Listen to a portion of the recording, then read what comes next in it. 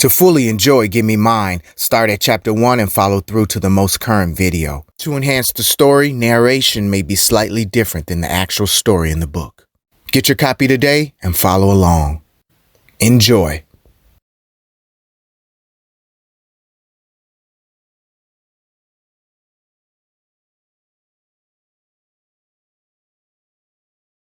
After all the walking, the only thing keeping Janay from reaching home was the big intersection she had to cross.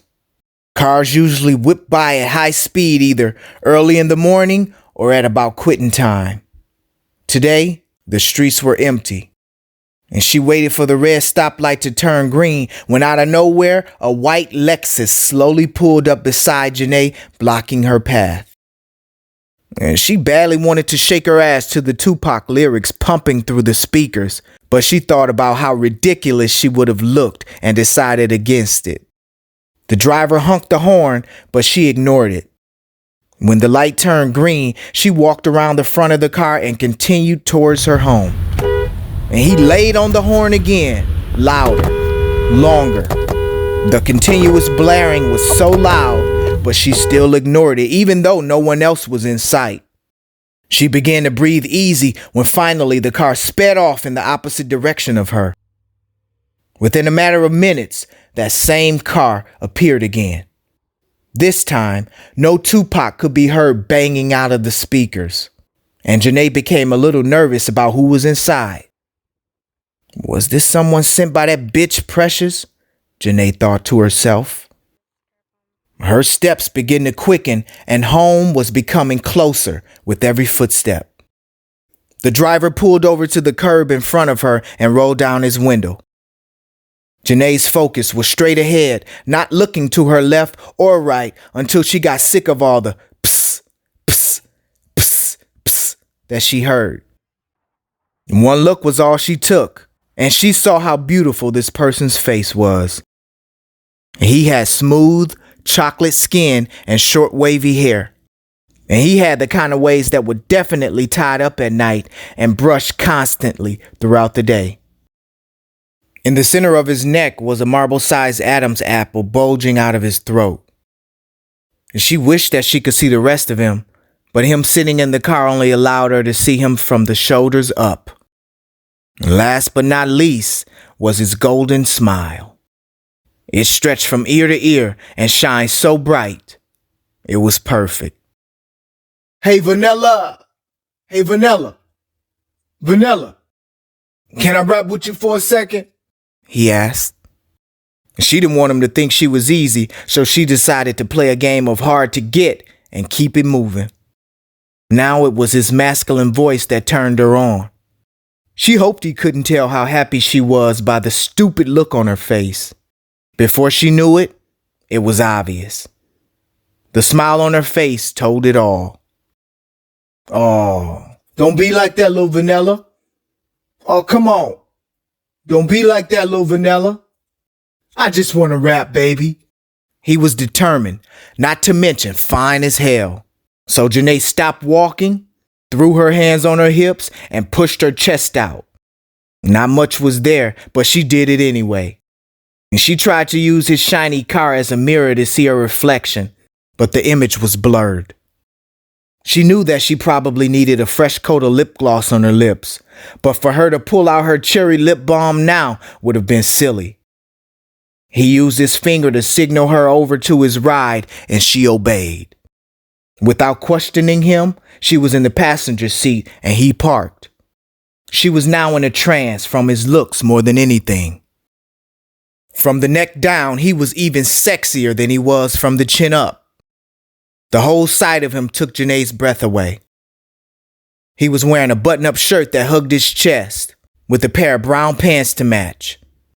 His crisp, new Nike Air Max matched his outfit perfectly and made her shoes look like trash. The marijuana smell in his car was strong and intense, but the mixture of cool water cologne gave him more of a thuggish appeal. And she liked it. He rolled the windows up so that the outsiders wouldn't be able to see them through his dark tint. As much as she was enjoying being in his presence, she was speechless. She was so distracted by his big brown eyes that were red from the marijuana and his thick eyebrows that she wasn't even hearing a word that he was saying. And shit, she just smiled and stared, not the least bit worried about her own safety. She finally spoke her first word after several minutes of gazing at him, and that one word was to tell him her name. He introduced himself as Scottie and began to compliment her. Damn, yo girl, you got some pretty ass eyes. Are you mixed? Janay shook her head no. She couldn't remember the last time someone told her so many good things about herself. She loved that feeling and showed him by smiling. Are you hungry? Janay's eyes lit up when she heard that question, and she couldn't refuse. He put the car in drive, and they were off. Cop's Frozen Custard was a place that she hadn't been to since she was a little girl. Their burgers were huge, and it was always hard for her to finish one by herself. But today, there was no question about that. Her cheeseburger was thick and had everything on it. She also had some onion rings and a strawberry milkshake. While he talked, she shoved the large onion rings in her mouth. Damn, this shit's so fucking good, she thought. To him, it was just a $7 meal, but to her, it was like an expensive lobster dinner. And each onion ring tasted better than the previous one. And she tried to remember the last time she had a meal that was so satisfying, but she couldn't. Her daily meals ranged from school lunches to a pack of ramen noodles, or a couple of Polish sausages.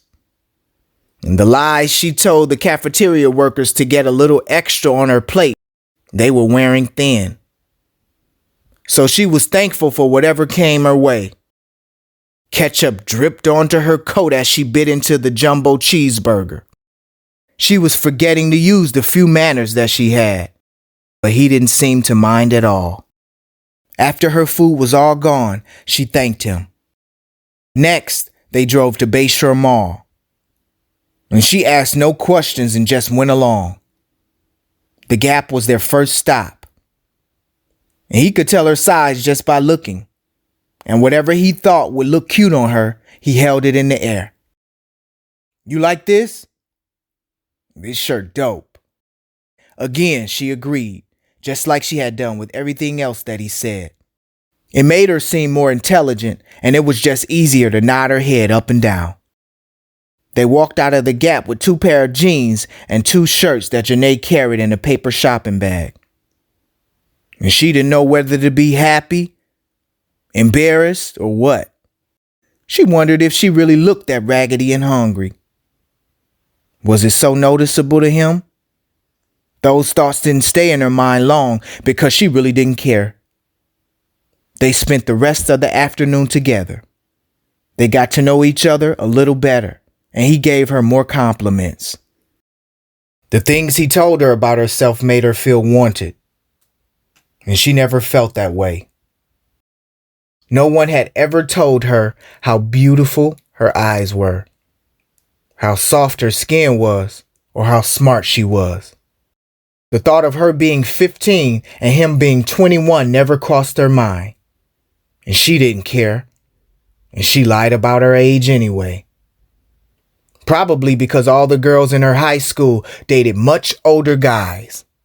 Dating a guy from your own school or even your age was middle school shit. And she felt like Cinderella and didn't want that feeling to end. And she couldn't help but wonder what this handsome guy wanted from her because she had absolutely nothing to offer. As hard as she tried, she couldn't shake that feeling of knowing he'd want something in return. But still, she didn't care. The clock on her dashboard read 9:11. Janay had been hanging out with him practically the whole evening while he cruised through the city streets doing whatever errands he had to do. The time had flown by, and it seemed like just a minute ago she was getting suspended from school. After eating and shopping, Janay just sat back and went along for the ride. The fight The suspension and the long walk home was now a thing of the past. He asked if she was ready to go home, and without thinking, she shouted, "No!" Why should she go home? Shit, there was nothing there for her. Diane wouldn't miss her. She never knew if Janay was home or not, because most of the time she wasn't home anyway. She batted her eyes like a young Marilyn Monroe and told Scottie they could do whatever he wanted to do. He liked the sound of that. And she was hoping that he would get the hint and pull into a dark alley so that they could fuck. But he was much classier than that. Scottie has style. In a way, Janay felt like she owed him something for all that he had done for her. The food, the clothes, his time, and even his compliments. And she was grateful for it all. She just wanted the night to have a perfect ending. Even if she never saw him again, she would still be able to look back on this as one of the happiest days of her life.